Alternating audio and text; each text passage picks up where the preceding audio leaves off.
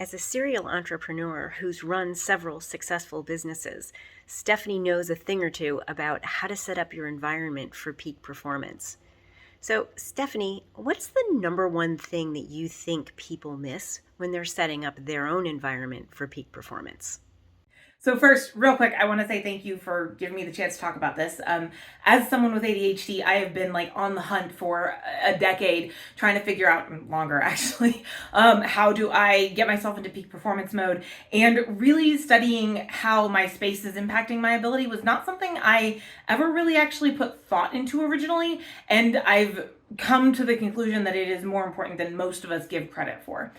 That all said, the number one thing I think most of us are missing when it comes to setting up our space for peak performance, honestly, is clutter. And let me explain real quick because I know someone just rolled their eyes and said, Stephanie, I know where everything is in my office. I know. But here's the thing. We have this thing called change blindness that happens in the brain. And change blindness basically means there's a stimulus that has been constant and consistent referral enough that your brain just doesn't even consciously recognize it anymore. Now, your brain is still recognizing that stimulus. So you have clutter on your desk, you have clutter under your desk, you have clutter here, you have clutter there, whatever's going around, right? Your brain is still processing that clutter. It's just not telling you it's processing it anymore. So you are literally wasting brain power by having clutter going on. So take 5 minutes and clean up your desk now, and then take 30 seconds at the end of every day to reset your desk. And yes, this does include the overflowing pen holder that you have on your desk, because that is enough to keep your brain just a little bit distracted from what you really should be focused on.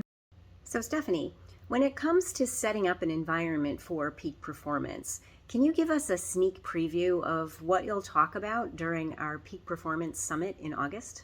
Ooh, a sneak peek. Okay, so one of the things I'm going to be talking about in August that most people don't even think about is the impact of multisensory stimulus.